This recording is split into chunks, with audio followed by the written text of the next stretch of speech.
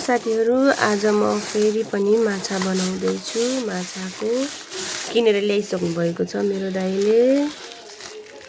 हेर्नुस् है, अस्ति चाहिँ मैले ड्राई रोस्ट फिस गराएको थिएँ भनेपछि आज चाहिँ आलु माछा बनाएको छु। अब यसलाई चाहिँ पखालेर बनाउँछु ल।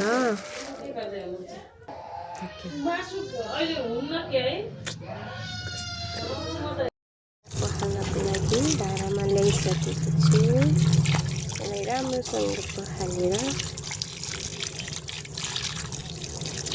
बनाउँछु। हेर्नुहोस्,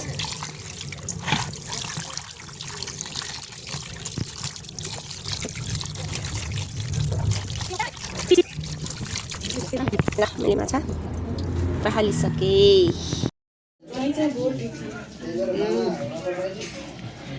प्याज काटिसकेको छु, टमाटर पनि काटिसकेँ। अनि त्यस पछाडि बहिनीले मसला पनि पिसिसकेकी छिन्। अनि बहिनी चाहिँ यिनै हुन्। यता हेर्दै त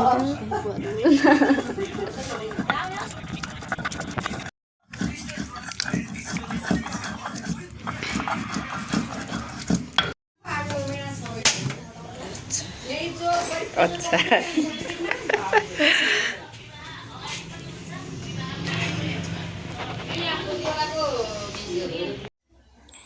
मैले सबै कुरा रेडी बनाइसकेँ। पकाउनको लागि काटेको प्याज, टमाटर, मसला अनि कराई तताइसकेँ।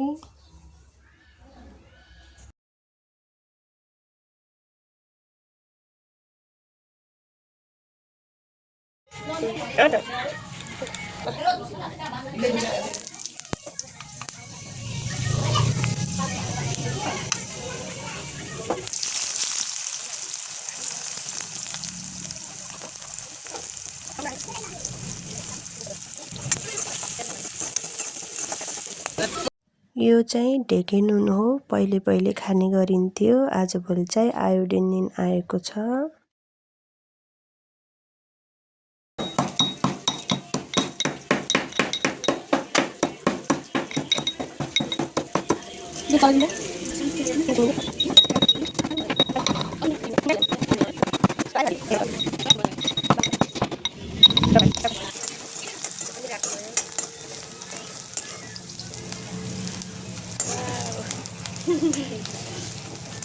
अब मसला हाल्नु है।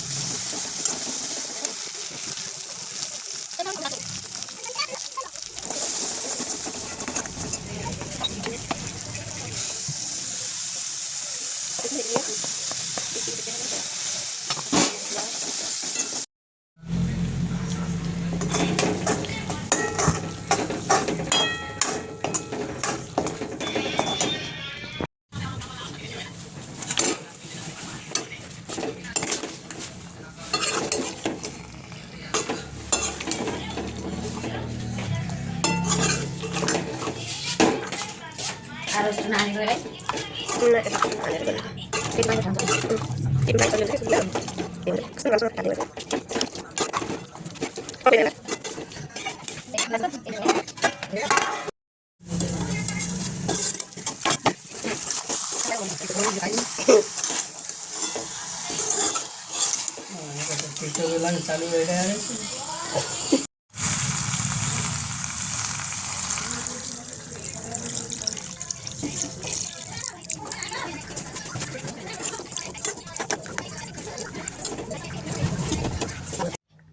मैले अलिकति कालो चुक पनि एड गरेँ किनकि नराम्रो स्मेलहरु यसले घटाउने काम गर्छ, त्यसैले।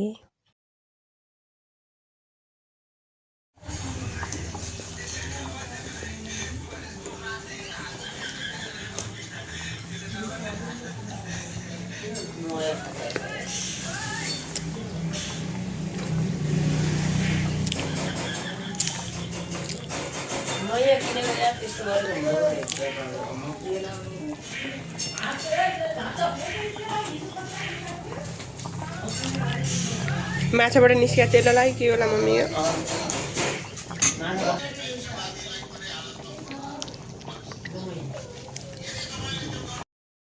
खानाको लागि रेडी भइसक्यो माछा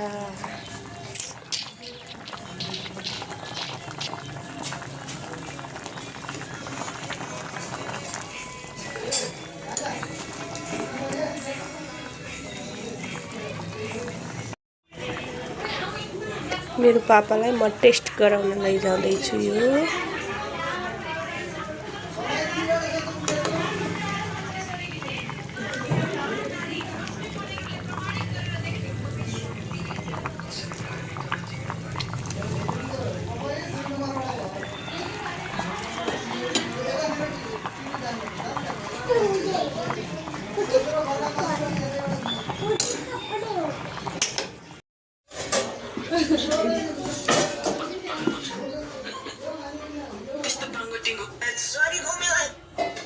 ओहो यस्तो काम त पहिले गर्नुपर्छ नि भन्नुपर्छ न म त्यहाँ आउँदै यस्तो काम त पहिले भन्नु ट्राई गरेर भन्नु है कस्तो भएको छ नुन लागेको छ कि नै माछा पाकेको छ कि नै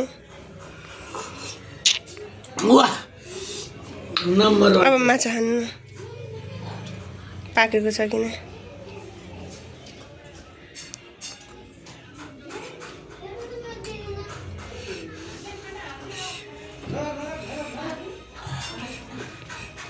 परमेश्वरलाई धन्यवाद